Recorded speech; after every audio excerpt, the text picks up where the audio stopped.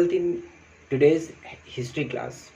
Students, अब तक जो हम लोगों ने हमारी हिस्ट्री में in our chapter first the Harappan civilization में बहुत कुछ पढ़ लिया. We have know about many things. हम लोगों ने बहुत सारी चीज़ें पढ़ा जहाँ पर हमने इंडस वैली सिविलाइजेशन के कल्चर के बारे में जाना, हमने उनके डेली लाइफ के बारे में जाना, हमने एग्रीकल्चरल टेक्निक्स पढ़ा और साथ ही साथ हम लोगों ने उनके सिटीज़ और टाउन की प्लानिंग और किस तरीके से वो क्राफ्ट्स मेकिंग करते थे, कहाँ से किस तरीके से वो मटेरियल्स अरेंज करते थे और बहुत सारी दूसरी चीज़ें उनके लाइफ के बारे में, उनके कल्चर के बारे में समझा. तो एक बहुत ही इंटरेस्टिंग स्टोरी अब तक हम लोगों ने समझा. इस पूरी स्टोरी के बाद एक और इंटरेस्टिंग स्टोरी है about discovering of this civilization. किस तरीके से ये इतनी बड़ी और इतनी सबको आकर्षित कर लेने वाली, अट्रैक्ट कर लेने वाली जो एक सिविलाइजेशन है वो कैसे डिस्कवर हुआ, क्योंकि ये तो बहुत पुरानी बात हो गई है ना. और इतनी पुरानी चीज़ों को हमारे हिस्टोरियंस ने कैसे रिकंस्ट्रक्ट किया, किन बेसिस पे सारी चीज़ें तैयार की गई, सारे इन्फॉर्मेशन, और किस तरीके से उसे एक सीक्वेंस में डाल के हमारे लिए पूरा इस पूरे सिविलाइजेशन को सर्व कर दिया गया. ठीक है, तो आज हम समझेंगे कि कैसे ये इंडस वैली सिविलाइजेशन, ये हड़प्पन सिविलाइजेशन डिस्कवर हुई. ठीक है, हुआ क्या था कि इतनी पुरानी सिविलाइजेशन जब पूरी तरीके से डिक्लाइन हो गई, ठीक है, जब ख़त्म हो जाती है, हम लोगों ने पढ़ा कि डिफरेंट रीजंस थे उसके पीछे, जहाँ पर लोगों ने अपने पुराने सेटलमेंट्स को, डेवलप्ड सेटलमेंट्स को छोड़ के वो नए जगहों पर गए और वहाँ जाने के बाद उन्होंने नए वे से लिविंग शुरू करा, और जो एक रूरल लाइफ थी और वो रूरल लाइफ आगे डेवलप नहीं कर पाई और धीरे धीरे वो पूरी की पूरी हमारी सिविलाइजेशन समाप्त हो गई, डिक्लाइन हो जाती है. ठीक है, उनके ख़त्म हो जाने के बाद बहुत लॉन्ग पीरियड के बाद जब वो सारी उनकी जो भी चीज़ें थी जो वो डेली लाइफ में यूज़ कर रहे हैं, artifacts, pottery, ornaments, jewellery, coins, seals जैसी जितनी भी चीज़ें हैं, जो भी आर्कियोलॉजिकल सोर्सेस है हमारे पास, वो सब कुछ दब जाता है ना. और अब बाद में बहुत समय के बाद वहाँ पर कुछ नए सेटलमेंट्स बनते हैं, नए लोग, नई दुनिया बसती है और अब लोग वहाँ पर रहते हैं. कई बार बहुत आश्चर्य होता था लोगों को जब लोग जो कि कभी भी सॉइल इरोजन हो रहा है या किसी भी तरह की लैंड स्लाइडिंग होती थी और उस लैंड स्लाइडिंग के बीच में वो अनोखी चीज़ें उनको मिलती थी. जैसे कुछ पॉट्स मिल गए जिसको देख के आसपास में उस जगह पर रहने वाले लोग, जो इन साइट्स पर बाद में रहने वाले लोग हैं, वो बहुत आश्चर्यचकित होते थे कि ये क्या है जो हम लोगों को, हाँ, फार्मिंग करते हुए जब हम हमारे खेतों की प्लगिंग कर रहे थे उनके बीच से ये पॉट्स, ये ऑर्नामेंट्स किस तरीके के हमको मिल रहे हैं. कई बार वो फ्लड होता था और फ्लड्स के थ्रू बहकर बहुत सारी चीज़ें, पॉट्स, ज्वेलरी जैसी चीज़ें आती थी. लोग आश्चर्यचकित होते थे कि ये किस तरह की चीज़ें हैं जो हमें हमारे आसपास हमेशा, कभी प्लगिंग के टाइम पर, खेतों की जुताई के टाइम मिल रहा है, कभी फ्लड हो जा रहा है और उसके साथ बहकर आ जा रहा है, कभी जब लोग ट्रेजरी का सर्च कर रहे हैं, खुदाई कर रहे हैं और उसमें मिल जा रहे हैं, कभी वो किसी तरह की माइनिंग कर रहे हैं, मिनरल्स अगर लेना चाह रहे हैं और डिगिंग कर रहे हैं और वहाँ पर उनको अजीब अजीब सी चीज़ें मिल रही हैं. तो जो ऑर्डिनरी सिटीजन्स थे वो बहुत ही अमेज्ड थे इन सब चीज़ों को देखकर. उन्हें पता नहीं था कि ये क्या चीज़ें, उन्हें लगता था कि उनके एंसेस्टर्स ने उनके फैमिली के लिए कुछ इस तरीके से किया होगा या कहीं से कुछ राजाओं महाराजाओं का है जो बहकर उड़कर या किसी तरीके से हमारे पास तक पहुंच रहा है. क्योंकि इस तरह के फैक्ट्स जो मिल रहे थे वो ऑर्डिनरी सिटीजन्स के समझने के बस की बात नहीं थी. बाद में क्या होता है, बाद में कनिंघम नाम के एक आर्कोलॉजिस्ट हैं. ठीक है, कनिंघम ये डायरेक्टर जनरल थे ASI के, archaeological survey of India department है, हमारे इंडिया का डिपार्टमेंट है जो कि सर्वे करता है, आर्कोलॉजिकल साइट्स पर जाते हैं. ये हिस्टोरिकल जो भी आर्कोलॉजिकल सोर्सेस हैं जो उनको सर्च आउट करते हैं, इसके बाद उनको उनके डेटिंग वगैरह करके उनसे मिलने वाली इन्फॉर्मेशन को रिकंस्ट्रक्ट करके एक सीक्वेंस में तैयार करके हमारे लिए हमारे पास्ट को देते हैं. ठीक है, पूरी इन्फॉर्मेशन देने का काम ये इस डिपार्टमेंट का होता है. ठीक है। तो कनिंघम जी जो थे, ये सबसे पहली बार 6th से टू 4th सेंचुरी के बीच की हिस्ट्री को पता करने के लिए निकले। ठीक है, इन्हें कोई भी इंटरेस्ट नहीं था अर्ली सिविलाइजेशन के बारे में जानने का, क्योंकि तब तक तो लोगों को पता ही नहीं था कि कोई ऐसी बड़ी सिविलाइजेशन, मेसोपोटामियन सिविलाइजेशन जैसी कोई सिविलाइजेशन इंडिया में भी हुई हो। लोगों को ये लगता था कि हमारे यहाँ पर जो सबसे पहली सिटीज़ बसी हैं वो गंगा बेसिन के पास या रिवर गंगा वैली पे हुआ है। ठीक है, क्योंकि गंगा को माना जाता था कि ये तो सभी जानते हैं कि कोई भी सिविलाइजेशन होगी तो वो अलोंग रिवर ही होगी, और हमारे यहाँ पर गंगा जो पहले के समय से ही लार्ज अमाउंट में वहाँ पर वाटर है, बहुत दूर तक उसका ड्रेनेज बेसिन भी है। तो लोगों का यही मानना था, पुराने हिस्टोरियंस आर्कोलॉजिस्ट लोगों का, हमारे इंडिया के जो भी लोग हैं उन सब का, कि जो भी हमारे यहाँ की सिविलाइजेशन है वो गंगा बेसिन या गंगा वैलीज पर ही हुई हैं और कहीं पर नहीं हुई हैं। ठीक है, तो अभी इनको कोई इंटरेस्ट नहीं है इस टाइम पर। अब ये समय पर बहुत सारे एविडेंसेस कलेक्ट कर रहे हैं 6th से 4th सेंचुरी के बीच की। ठीक है, इस टाइम पर इन्हें जो भी चीज़ें मिल रही हैं, रिटन जो मटेरियल्स मिल रहे हैं, क्योंकि उस टाइम पर भी पेपर पे यूज़ नहीं हो रहा था, कुछ लिखा नहीं जा रहा था, और पिलर्स पर और रॉक्स पर ही चीज़ें लिखी जा रही थी, यानी इंस्क्रिप्शंस में सारी इन्फॉर्मेशन मिल रही थी। इनको उस टाइम पर बहुत सारे इंस्क्रिप्शंस मिलते हैं। ठीक है, जिसको वो रिकन्स्ट्रक्ट कर रहे हैं।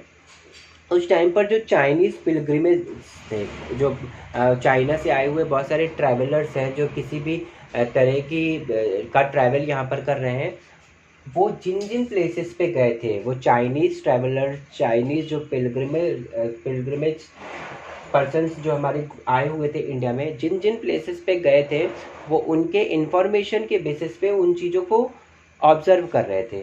कौन? कनिंघम जी। ठीक है, और ये सब कुछ करते हुए ये उन साइट्स पर भी पहुँचे जहाँ से हमें हड़प्पा और मोहनजोदारो के साक्ष्य मिल रहे हैं।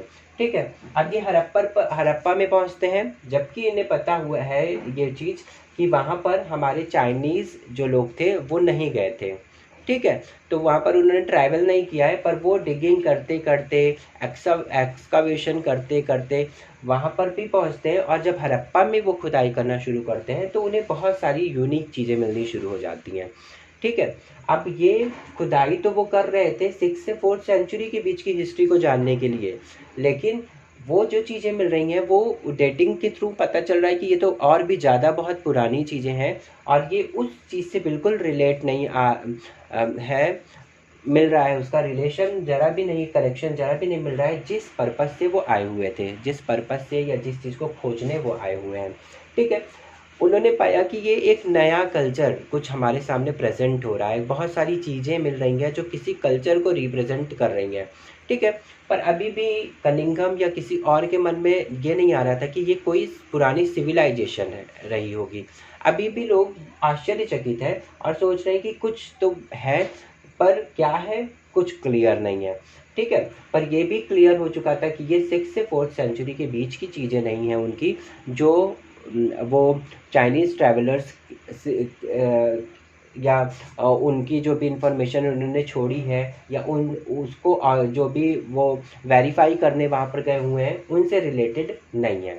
सेम यही चीज़ होता है बाद में, कनिंघम के बाद कनिंघम को एक इंग्लिशमैन ने एक सील भी दी थी, एक कॉइन भी दिया था, उस टाइम का ही, हड़प्पन सिविलाइजेशन का ही, क्योंकि उस टाइम जब लोग रहते थे और उनको डेली लाइफ में हमेशा कभी घर कंस्ट्रक्ट करा रहे, कभी डिगिंग कर रहे हैं, कभी वेल खोद रहे हैं और चीज़ें मिल रही हैं, तो उस टाइम पर क्योंकि ब्रिटिश रूल था हमारे यहाँ पर, तो सब कुछ तो ब्रिटिश के अंडर में चला जाता था। तो एक कोई इंग्लिशमैन थे जिन्होंने कनिंघम को वो कॉइन सील भी दिया हुआ था, पर कनिंघम अभी भी बिल्कुल नहीं समझ पा रहे थे कि ये है क्या, सील है पर किस चीज़ से बिलोंग करता है।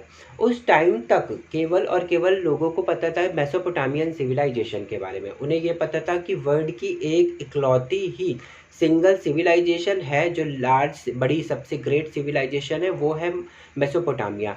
और सबको ये लगता था कि जब ऐसे कॉइन्स जो वहाँ पर भी मिले हैं, कॉइन जैसी चीज़ें यहाँ पर भी मिली हैं, थोड़ी सी सिमिलर तो रहेगा ही, क्योंकि उस टाइम पर लोगों के बिलीफ सिस्टम ऑलमोस्ट सेम ही थे, एक जैसे ही थे, और कुछ कनेक्शन भी था हमारे यहाँ का, ट्रेडिंग रिलेशन भी हमारे मेसोपोटामिया के साथ उस टाइम पर था।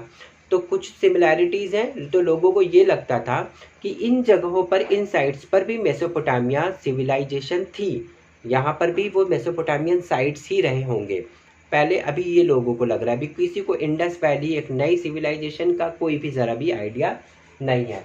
बाद में दयाराम साहनी, जिन्होंने अर्ली 20th सेंचुरी में, इनको कहाँ से मिलती हैं चीज़ें, इन्हें हड़प्पा से चीज़ें मिलना शुरू होती हैं। इन्होंने भी डिगिंग की, भाई ये भी आर्कोलॉजिस्ट है, इन्होंने भी इनके बेसिस पे देखा और कुछ चीज़ें करने की कोशिश की, और डिगिंग में इन्हें भी बहुत सारे कॉइन्स और सील्स मिलते हैं। बाद में राखल दास बैनर्जी जी, इन्होंने मोहनजोदारो में खुदाई की। ये पॉइंट हमेशा याद रखेंगे कि दयाराम साहनी जी ने कब कहाँ किया था, हड़प्पा में खुदाई की है, जबकि राखल दास बैनर्जी ने मोहनजोदारो में की है। ठीक है, और कनिंगम का भी हम समझेंगे, इन्होंने भी हड़प्पा में ही किया था। ठीक है, ये वन वर्ड में हमेशा पूछा जाता है। अब ये सारे लोग, इन्होंने भी किया, करने के बाद अब ये सारे लोग के मन में क्वेश्चन है कि ये चीज़ें जो मिल रही हैं ये हैं क्या, क्या ये सच में मेसोपोटामियन सिविलाइजेशन से बिलोंग करती हैं, या फिर कुछ नई चीज़ें यहाँ पर इस टाइम पर है जो हम समझ नहीं पा रहे हैं। ठीक है, बाद में क्या होता है कि 1924 में जॉन मार्शल, जो कि हमारे आर्कोलॉजिकल सर्वे ऑफ इंडिया के डायरेक्टर जनरल बन जाते हैं। ठीक है, इनके डायरेक्टर जनरल बनने के बाद और जो सारे एविडेंसेस अब तक मिले थे उनके बेसिस पे इन्होंने कहा कि ये एक नई सिविलाइजेशन है। मतलब सबसे पहली बार जो पर्सन जिन्होंने अनाउंस किया कि इंडिया में भी एक ग्रेट सिविलाइजेशन है, मेसोपोटामियन सिविलाइजेशन की तरह, हड़प्पन सिविलाइजेशन नाम दिया गया क्योंकि सबसे पहले हड़प्पा में मिला। ये वो पर्सन कौन थे, जॉन मार्शल। 1924 में इन्होंने ये काम किया। अब इसके बाद इन्होंने, ये जो पर्सन है ये बहुत ही ग्रेट पर्सन है, इन्होंने आर्कोलॉजिकल डिपार्टमेंट में बहुत सारा वर्क किया है, वर्ल्ड लेवल पर वर्क किया है। इन्होंने ग्रीस और क्रेट कंट्रीज़ के भी आर्कोलॉजी डिपार्टमेंट में वर्क किया हुआ है। ठीक है, ये सबसे पहले प्रोफेशनल आर्कोलॉजिस्ट थे, मतलब ये सारे लोग प्रोफेशनल लोग नहीं हैं। राखल दास बैनर्जी, दयाराम साहनी जैसे लोग प्रोफेशनल नहीं हैं, पर चीज़ें मिल रही हैं तो ये जैसे एक कॉमन सा आइडिया लगाना, वो उस तरह की चीज़ें कर रहे हैं। स्पेशलिस्ट भाई वो भी वर्क कर ही रहे हैं, पर ये जॉन मार्शल क्या है, वर्ल्ड लेवल पर वर्क कर चुके हैं, तो एक बहुत बड़े प्रोफेशनल की तरह ये काम कर रहे हैं। और इन्होंने इस पूरे एविडेंसेस के बेसिस पे बताया लोगों को कि ये एक सिविलाइजेशन है, ग्रेट सिविलाइजेशन, मेसोपोटामिया की तरह ही।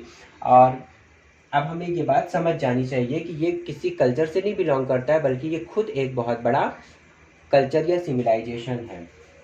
ठीक है, और इन्होंने डिगिंग पे जोर दिया। अब जो खुदाई हो रही थी, ठीक है, इन लोगों का ये मानना था कि जैसे हम जब भी खुदाई करें और हमें पता करना है कि एक टाइप की चीज़ें एक प्लेस पर हमें ही रही होंगी।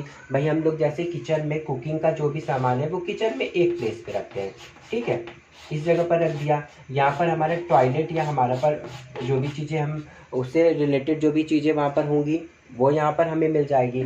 अब इसके ऊपर से सारी चीज़ें ढक चुकी हैं, तो अगर हम डिगिंग कर रहे हैं तो इनका क्या मानना था, इनका मानना था जॉन मार्शल का कि खुदाई जो की जा रही है वो इस तरीके से की जाए, हॉरिजेंटली अगर हम खुदाई करते हैं, ठीक है, तो हमें एक तरह की चीज़ें एक साथ मिल जाएंगी। मतलब जब हम इस जगह पर आएंगे और यहाँ से जब इधर की तरफ खुदाई करेंगे तो किचन से रिलेटेड चीज़ें, वन टाइप की ग्रुप्ड जो चीज़ें होगी वो एक साथ हमें मिल जाएंगी और फिर हम आगे बढ़ेंगे। ठीक है, जबकि ऐसा नहीं हुआ। मतलब इन्होंने इस तरह से आइडिया तो लगाया पर ऐसा नहीं हो पा रहा था। बाद में REM व्हीलर, जो कि बाद में डायरेक्टर जनरल बनते हैं ASI के 1944 में, REM व्हीलर, इन्होंने एक नई टेक्निक अपनाई। इन्होंने कहा कि जब भी हम डिगिंग करें तो अब हम हॉरिजेंटली इस तरीके से नहीं ना करके, बल्कि जैसे भी हमको चीज़ें मिलती जा रही हैं टेढ़ी मेढ़ी सी, किसी भी वे में बस इस तरीके से हम डिगिंग करें और फिर हमें रिलेटेड चीज़ें एक साथ मिलनी शुरू हो जाएंगी। तो ये फैक्ट था, ये सच भी निकला कि जब इस मेथड के थ्रू डिगिंग करी गई तो बहुत सारी चीज़ें, ग्रुप्ड चीज़ें एक साथ मिली। मतलब अगर हम टूल्स की बात करें तो डिफरेंट टाइप के टूल्स, जैसे हम लोग अपने घरों में कपड़ा अलग एक जगह पर रखते हैं, टूल्स जैसी चीज़ें एक अलग जगह पर रखेंगे, वेजिटेबल्स और दूसरी चीज़ें हम एक साइड पे रखेंगे, कुकिंग के जो भी सामान है वो एक साइड पे रखेंगे, है ना। तो इस तरीके से ताकि ये आइडेंटिफाई करना आसान हो गया कि कौन सी चीज़ किस चीज़ से रिलेटेड है ना। किसी एक चीज़ को भी अगर हम समझ गए तो हम उसके साथ जो चीज़ें उसका एक आइडिया लगा सकते हैं कि ये किस चीज़ के लिए यूज़ किया जाता रहा होगा। तो ये वे नॉन हॉरिजेंटली वे जो था डिगिंग का, उसको कहा जाता था स्ट्रैटिग्राफी। ठीक है, इस स्ट्रैटिग्राफी के थ्रू इन्होंने डिगिंग करना शुरू कराया, आर.एम. व्हीलर ने, जो कि 1944 में डायरेक्टर जनरल बने एएसआई के। ठीक है, तो इस तरीके से फिर जब सारी खुदाई होती है और बहुत सारी चीज़ें मिलती हैं, उनको उनकी डेटिंग सिस्टम के थ्रू उनको जांच की जाती है और बहुत सारी इन्फॉर्मेशन कलेक्ट करने के बाद लोगों ने पाया कि ये एक बहुत बड़ी सभ्यता, एक बहुत बड़ी सिविलाइजेशन है जो इंडिया में इंडस वैली के अलोंग डेवलप्ड हुई। ठीक है, इसके बाद और भी खुदाई होती है, ये 44 तक के बीच का टाइम है और इसके बाद इंडिपेंडेंस हमको मिल जाती है और हमारा कंट्री इंडिया डिवाइड हो जा रहा है पाकिस्तान के साथ। और हम लोगों ने पढ़ा है कि बहुत सारी साइट्स है, हड़प्पा खुद पाकिस्तान के अंदर है ना। तो वो पाकिस्तान में चला गया, बहुत सारे एरियाज अभी अफगानिस्तान के अंदर है। तो वो जो डिगिंग है, जो भी इंफॉर्मेशन है या उससे जो रिलेटेड एविडेंसेस है, वो अभी हमारे इंडिया के पास सारी तो नहीं है जो उस पार्ट में, पर हमारे इंडिया के अंदर भी कालीबंगन, लोथल, राखीगढ़ी, धौलावीरा और रोपर, इस तरीके के बहुत सारे साइट्स हैं जिनके स्टडी करके हम पूरे इंडस वैली सिविलाइजेशन को रिकंस्ट्रक्ट कर सकते हैं और एक अच्छे फॉर्म में पूरी इन्फॉर्मेशन को लोगों को बता सकते हैं कि क्या था इंडस वैली सिविलाइजेशन। और जो कुछ भी हम लोगों ने पढ़ा वो सब कुछ उसी पर बेस्ड है, जो भी जानकारी उस टाइम पर मिली है। ठीक है, अब बाद में लोगों ने और इंटरेस्ट लिया, अब हमारे इंडियंस ने भी बहुत इंटरेस्ट लिया इस पूरी सिविलाइजेशन के बारे में जानकारी लेने के लिए, क्योंकि भाई हमारा कंट्री का पास्ट है, हमारी इंडिया की हिस्ट्री है। तो लोगों ने बहुत इंटरेस्ट लिया और उस पर बहुत ज़्यादा वर्क अभी भी हो रहा है।